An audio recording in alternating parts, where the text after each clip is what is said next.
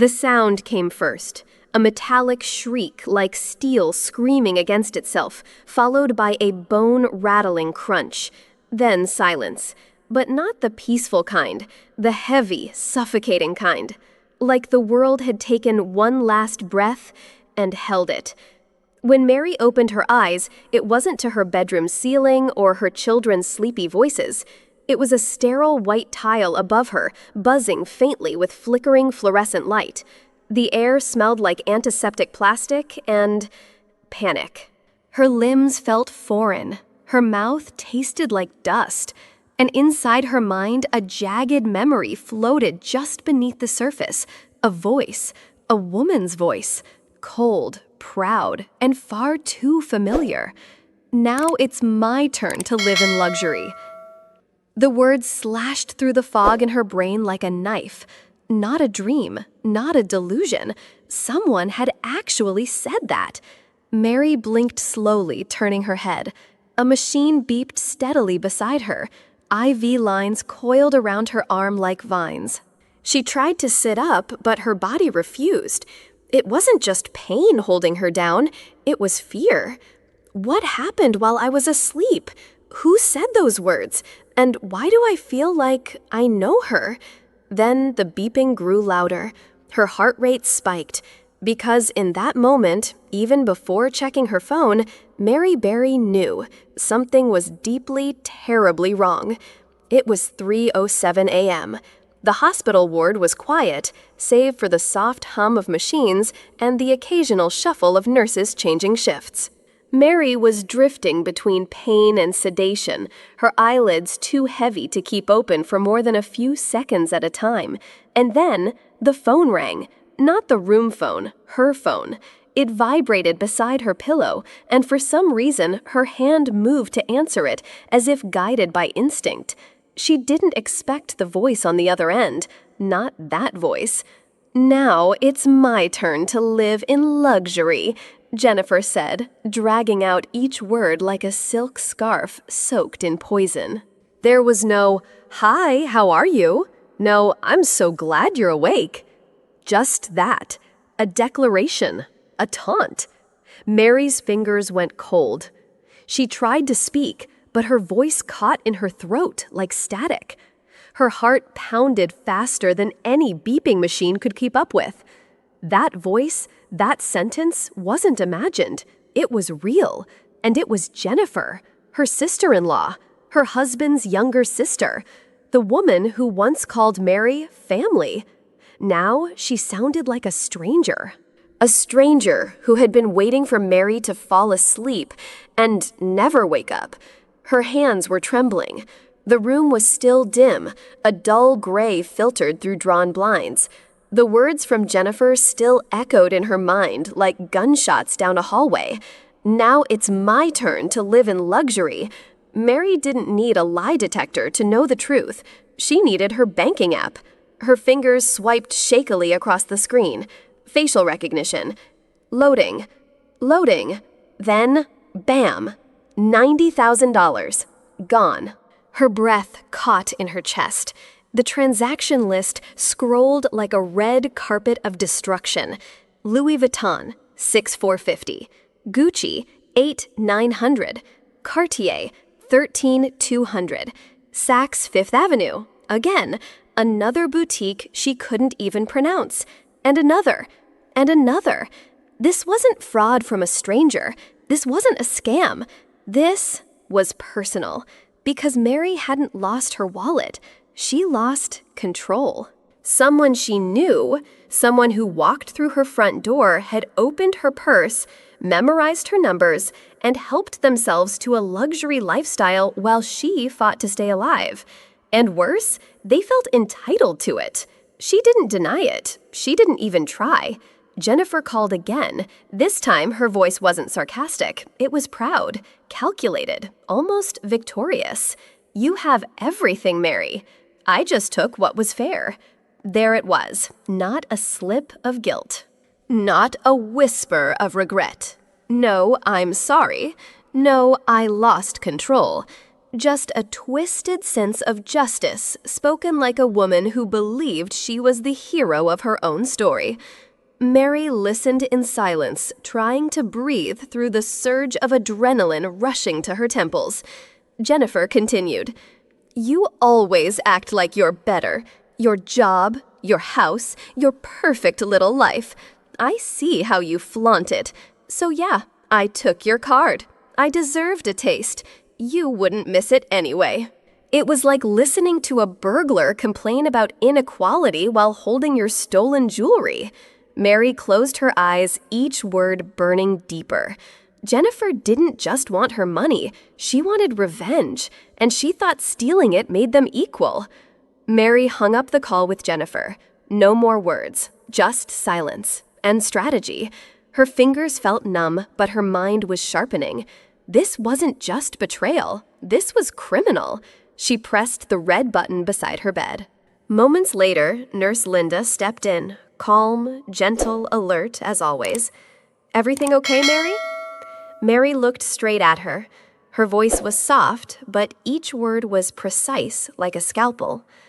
"Linda, do you remember telling me that the hospital installed new security cameras in every room?" Linda blinked, surprised, then nodded. "Yes, they were upgraded last month, video and audio. Why?" Mary's lips curved into a calm, tired smile. Her hands were still trembling under the blanket. "I need someone to review the footage from my room, every second, and please call Officer Jacob." It was the first time in weeks she didn't feel powerless, because now the hospital's quietest presence, its cameras were about to become her loudest ally. Officer Jacob arrived just after noon. He wasn't in a rush, but his eyes were sharp, his notepad already open. Mary sat upright, propped up by pillows, her body weak, but her will unshakable. She told him everything: the call, the confession. The tension in Jennifer's voice that only made sense when paired with $90,000 missing from her account.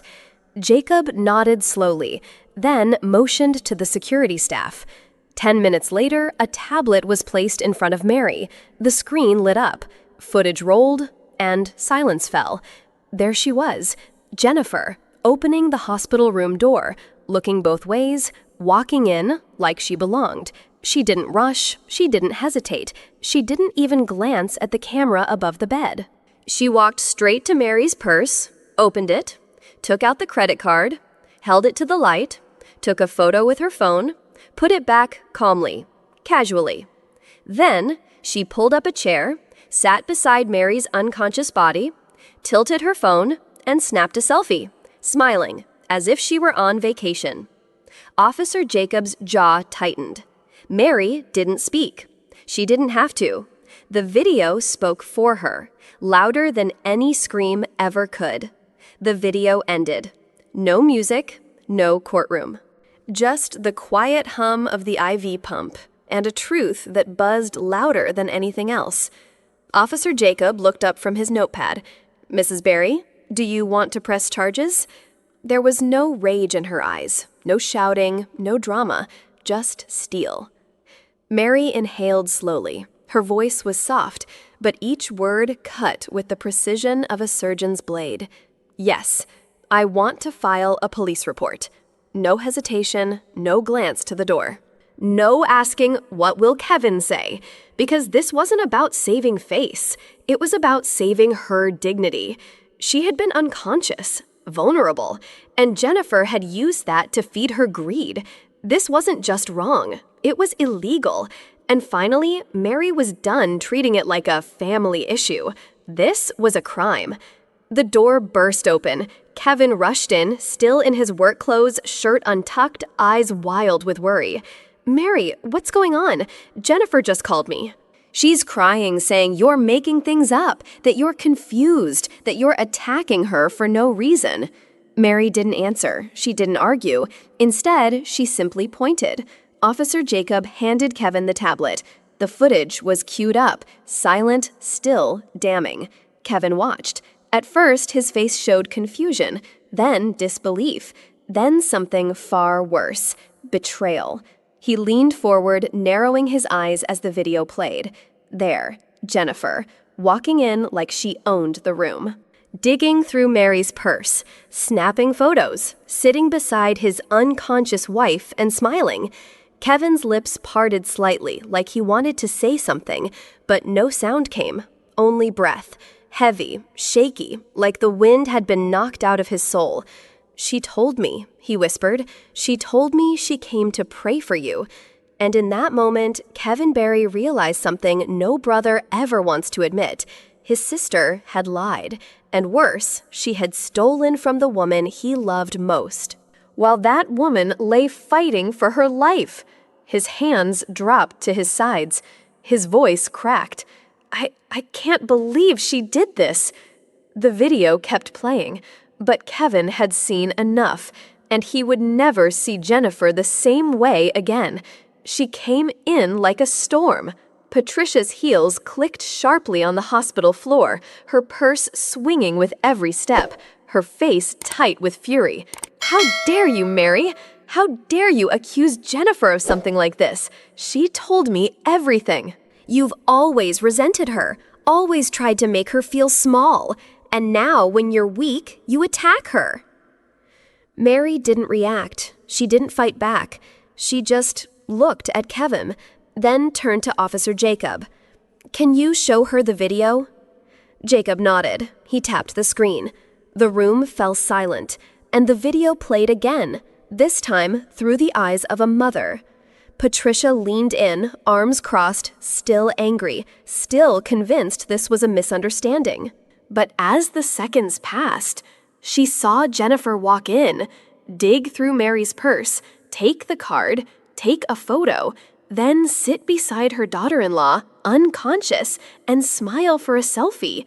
Patricia's arms dropped, her breath caught, her lips trembled. She sat down slowly, like her knees no longer trusted her. Her voice cracked barely above a whisper. I don't understand.